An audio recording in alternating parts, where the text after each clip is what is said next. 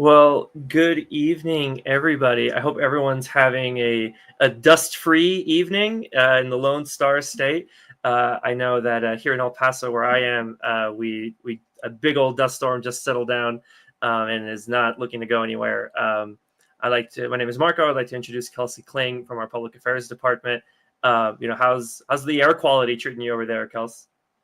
We're a little less dusty today. It's clear and warm for this early March evening. Yeah, it's pretty much beautiful weather across most of the state, even here. Aside from the lack of visibility, but um, we have better news to report on this week, or more important news. What's going on? Real quick in public education this week, Kelsey. It's like our hell week, right? Yeah, it's definitely Hell Week. We have covered so many hearings this week, friends. We had PIFs on Monday, which is that is our pensions committee. On Tuesday, we had the House Public Education Committee. There was also a Senate Education Committee. We've covered Senate Finance, our own personal Doge here in Texas, and a CTE subcommittee. It has been an absolute marathon of a week. A lot of really important stuff happening. But I will say, like the biggest things for our members, and I think the bill that's on everybody's mind is House Bill 2, and that is the large public school finance package, the priority bill by Chairman Brad Buckley that dropped a little over a week ago. And this bill is so big that we had it in two parts, friends. We had invited testimony on Tuesday, where the committee heard all that. And then just today was the public testimony portion of the hearing, in which everybody was able to come in and say their 2 minutes on the bill. So it was a marathon of the week, and it ain't over yet, because Hell Week also includes the voucher hearing, which is happening next Tuesday. That's House Bill 3. So we're going to include in this span of 8 days quite a lot of turf and territory when it comes to the policy landscape this session. It's a real bruiser, I will say that. But there have been some fantastic conversations and comments made by advocates, both in the policy space and by the public. So I think there's been some really encouraging words said in all the hearing rooms. Yeah, that does sound encouraging, Kelsey. Just real quick to touch back on the Texas Doge, is the irony lost on these lawmakers that it's been the same party, same group of people running the state for a long time, and they need this government efficiency thing? Yeah, and I don't think it does. And it seems to be I will say, from the bit that I was able to watch, it seems like an airing of grievances more than actual government efficiency. In fact, the TEA commissioner managed to flip the conversation to the inefficiency of school districts rather than his own agency, which was rather disappointing. But it's going to be that's a new standing committee. We've never had it before, so it will be interesting to see what comes out of that process in that committee. Say what you want about Texas. It's always interesting to be here and to check out what the ledge is doing. Okay, so we do have our first special guest here. So Kelsey, I will leave you to introduce Maggie Stern. Oh, thank you so much. I'm so glad Maggie is here with us. Hi, Maggie. How are you? Oh, I mean, if I look dead behind the eyes, it's the Texas legislature. But other than that, I am doing all right. How are you? I am great, thank you. Well, I am thrilled that you are here with us, and I am thrilled that you are working with this new and amazing and very important organization. So if you will, just take the floor, tell us a little bit about Our Schools, Our Democracy. Thank you. I'm excited to be here and excited to be talking about Our Schools, Our Democracy, OSOD. We are a new Texas-based, nonpartisan, and independent nonprofit that was established to educate and inform parents, taxpayers, the public, decision makers about the impact of unlimited charter school expansion on our public school districts and our neighborhood schools, our students, and even our democracy. We just put out a new report kind of overviewing the past 30 years of Texas charter school policy, and we're excited to be here to talk with you all about it today. Thanks for dropping in the chat. Fantastic. Well, this is this is a big issue. So I will say, talked a little bit about like the organization, but this new report, what sort of like prompted and promoted the creation of this? Yeah, so it's been 30 years since the Texas legislature first authorized the first open enrollment charter schools in Texas. It was kind of heralded as this big experiment, this new innovation. Stop me if you've heard this before, in education policy. And 30 years in, I think we have plenty of data from the public record that we present in this report, and I know we'll talk about, that shows that it's beyond time for a change in how charter schools operate across the state. Excellent. I mean, just for the edification of us all, what would you say are some of the top lines or key findings of the report in summary? Sure, there is a lot in there. I like to kind of break it into three major buckets. The first is that charter schools are leaving too many of our students behind. Sometimes that is explicitly, charters can exclude students with any history of disciplinary issues, including, an elementary student, someone who had a history of discipline issues in elementary school and is now applying for a charter. They can potentially be excluded for that. Charters can also expel students for discretionary conduct code violations. So there are, these explicit leaving students behind, and then there's also, implicit choices that many charters make that make it harder for Texans to actually be able to access their schools. We found that nearly half of charters don't provide public transportation or don't provide transportation for their students. 92% of them are spending less than the state average to provide needed service for our special education students. And so choosing not to provide those services is really choosing not to serve those students. The second kind of big bucket is that charters play by their own set of rules, call it different rules for different schools. This is where you start to see some of the big headlines we've seen over the past years about questionable spending, from luxury condos to boutique hotels. Earlier today, the Texas Tribune reported that there's a superintendent at a charter school network that serves less than 100 students who is making over $800,000 a year because of bonuses.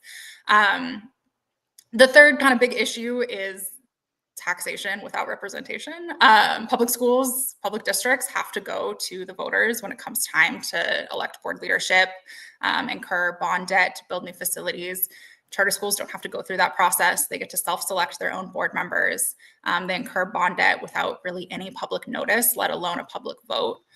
And the end result at the end of the day is that all of our students are paying the price, whether it's students in charter schools and students in our district schools alike, when funding is stripped from our public districts to fund these schools that aren't serving the needs of the entire community.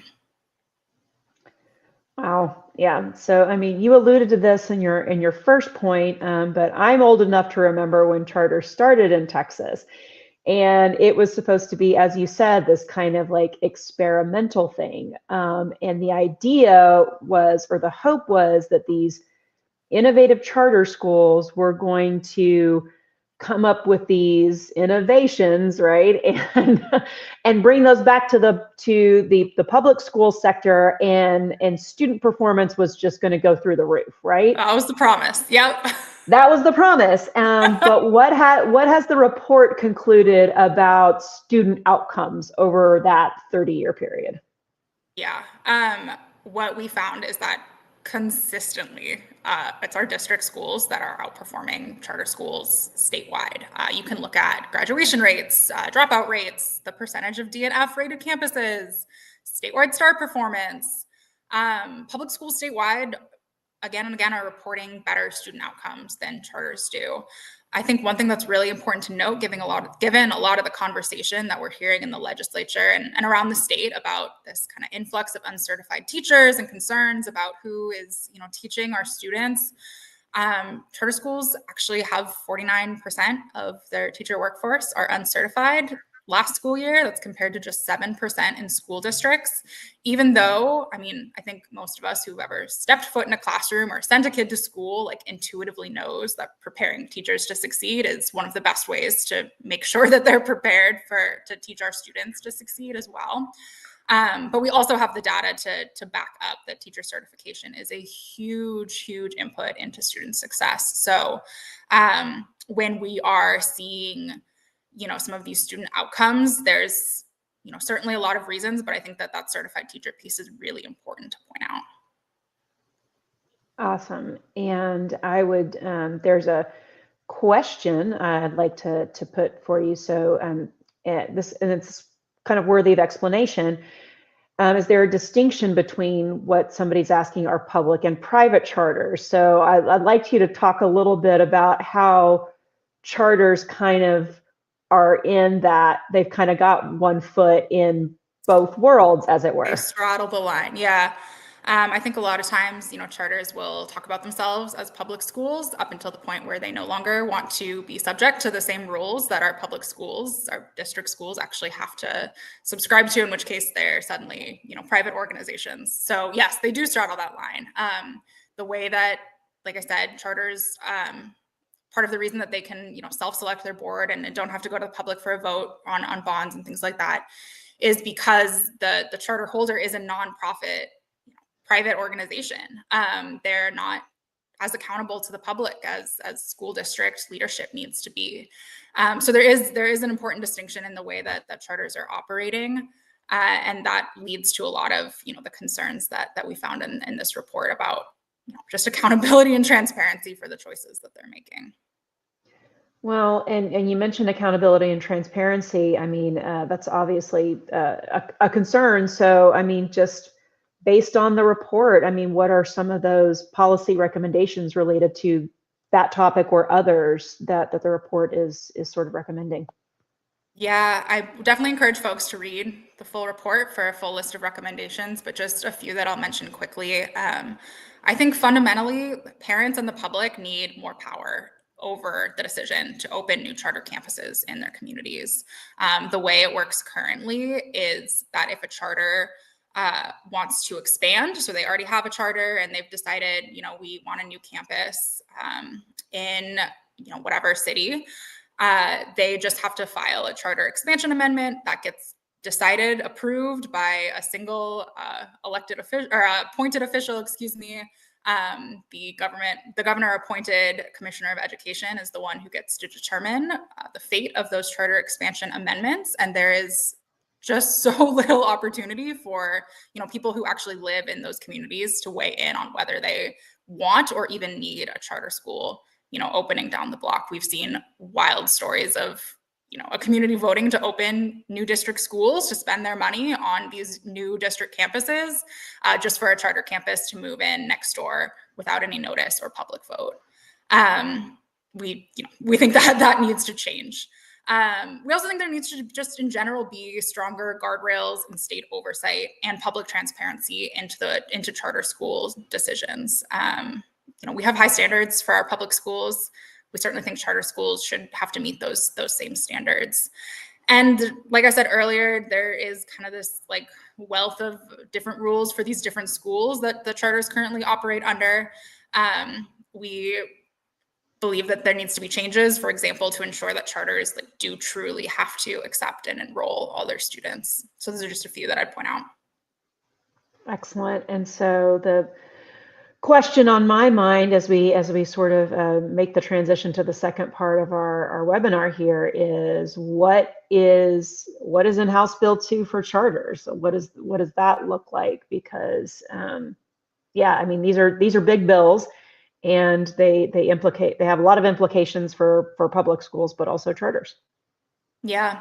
I was at the legislature today providing our testimony at Our Schools, Our Democracy, just pointing out some of our concerns with the provisions that are in HB2 that are really specifically providing more to charters than they do to public school districts. So first, obviously, there's the increase in the basic allotment, which does apply to all charter schools, just as it does to public district schools. So charters, just like districts, would receive the proposed $220 increase in the basic allotment. There's also a separate allotment that only charters would get for facilities funding, which works out in the bill to a $289 per student increase in that funding. Thank a teacher if you can do this math, but 289 is bigger than 220, right? That's more than the increase in the basic allotment, only serving this really small percentage of students. And the third one that I want to point out from this bill, although we don't have all the full picture yet of the financial impact, but charters receive the average per student amount of the small to mid-size allotment, which, as the name would suggest, is really meant to be supporting smaller districts that have these kind of economies of scale. Our concern is that all charter schools receive that money regardless of their size. So for example, IDEA Public Schools, which does not, meet my definition of a small school district, they served around 75,000 students last year. They received $75 million from the small to mid-size allotment.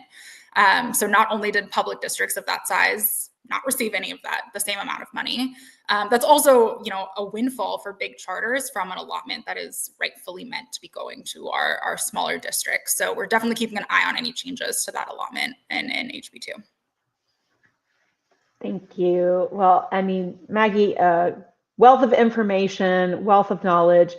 Would encourage watchers to download that report.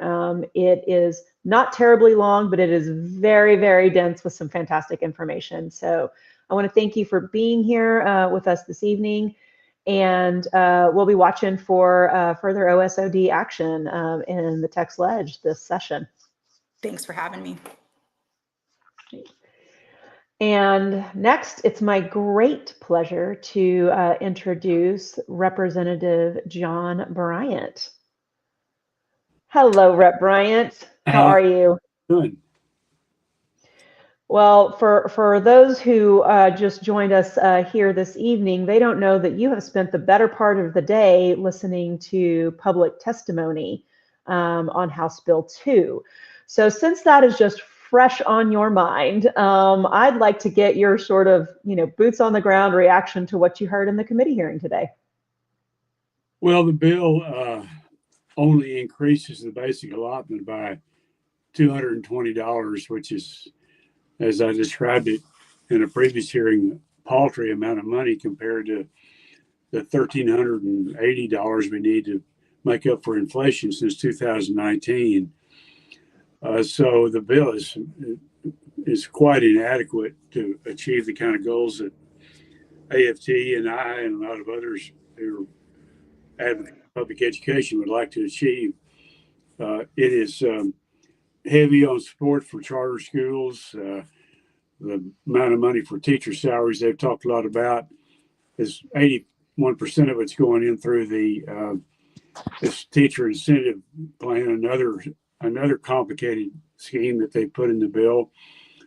And just by and large, it seems to be more complicating what doesn't have to be that complicated. It's our role should be to provide the local independent school districts with enough money to operate and not to try to micromanage everything about the way in which they manage their personnel and compensate their teachers.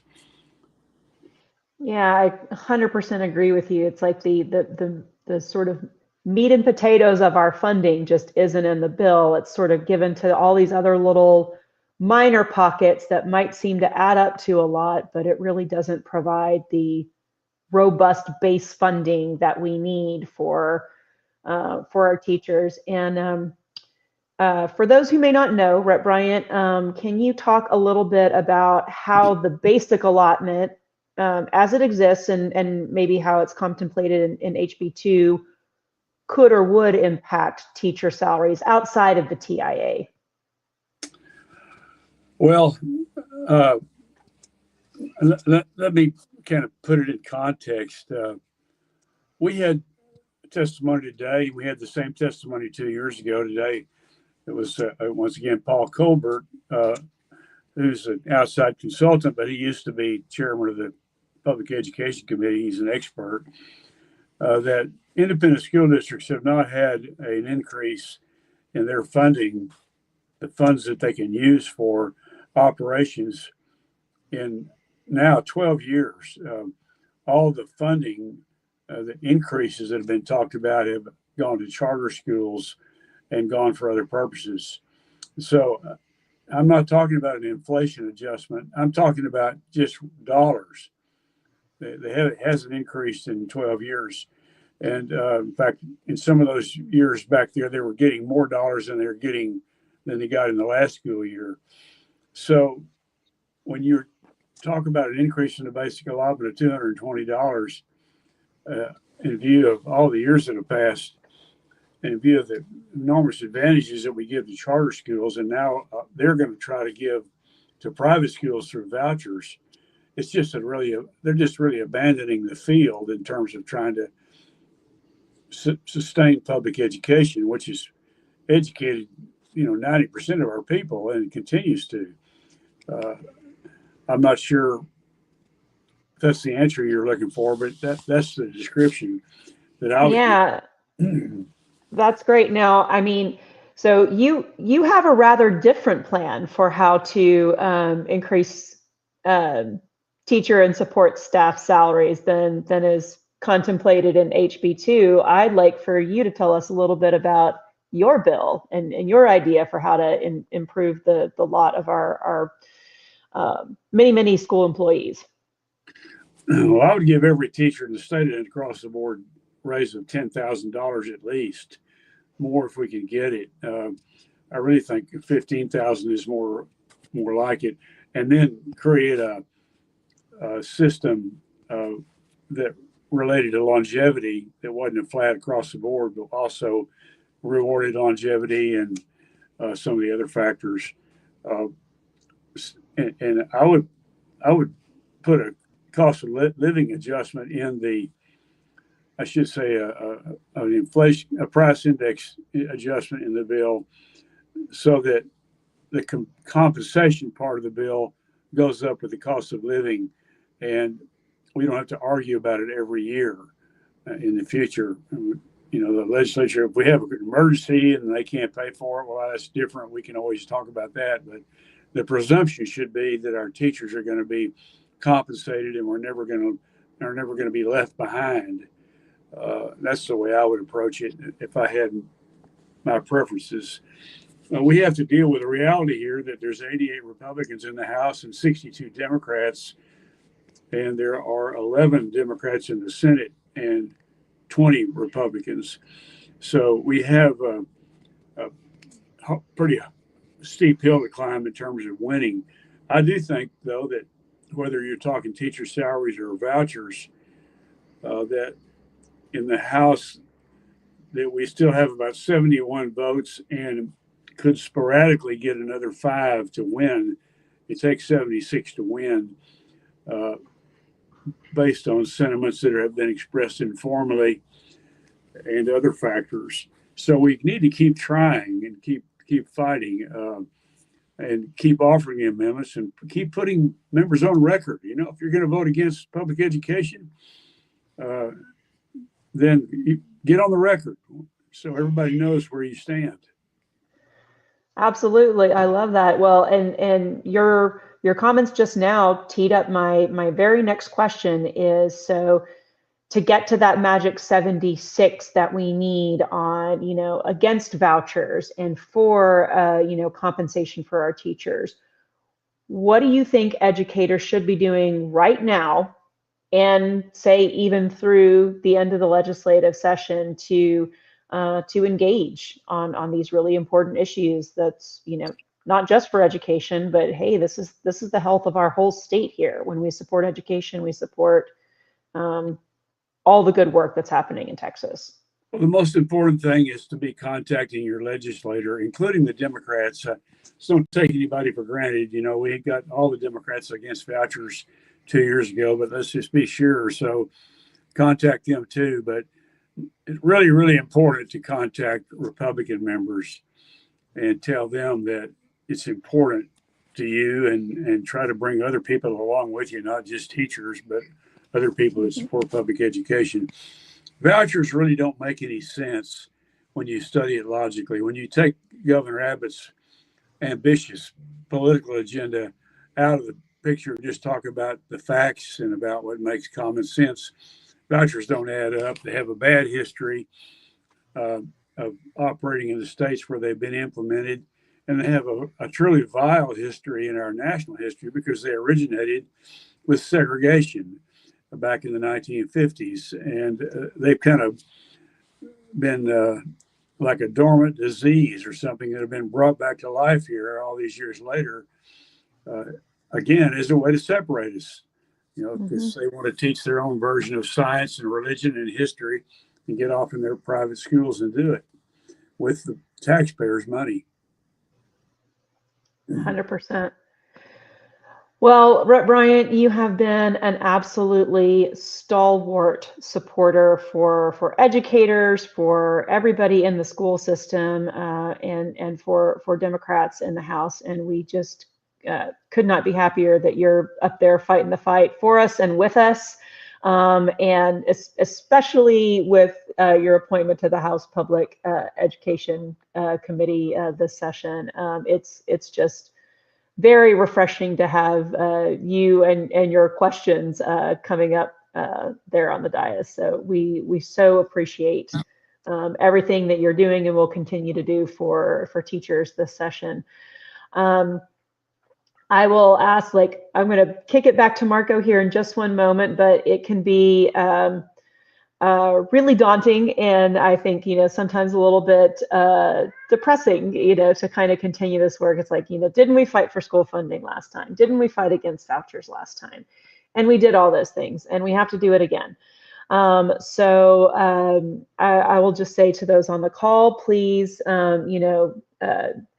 keep up the fight, don't lose faith, and make all those calls that Rep. Bryant has asked you to make. And I am going to send it back over to Marco one last time, and he will have your action steps for the rest of the evening and the rest of the session.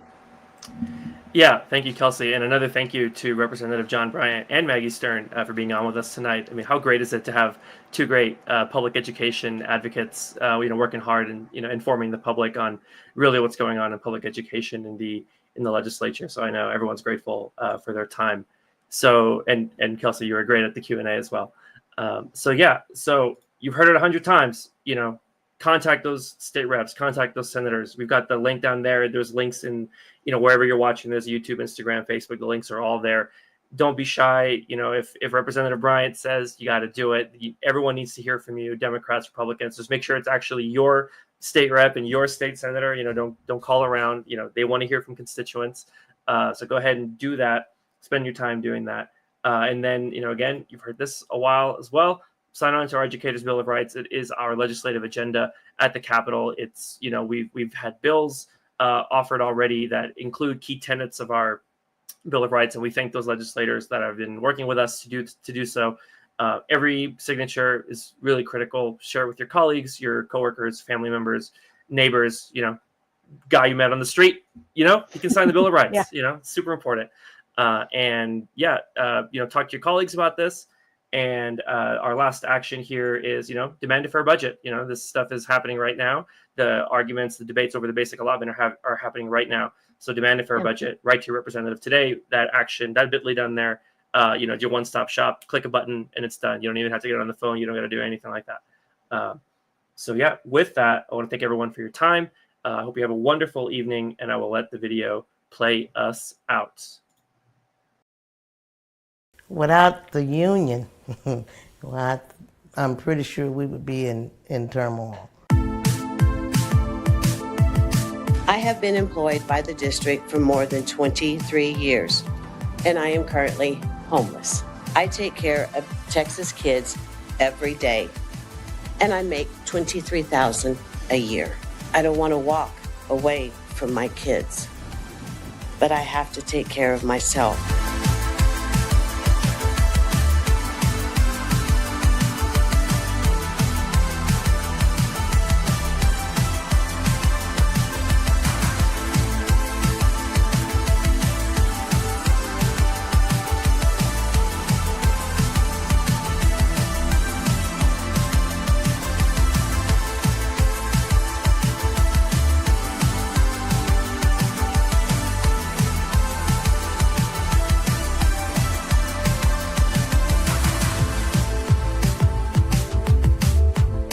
Freedom doesn't come like a bird on the wing, and it doesn't fall down like a pouring rain. Freedom is a hard-won thing, and every generation has to win it again.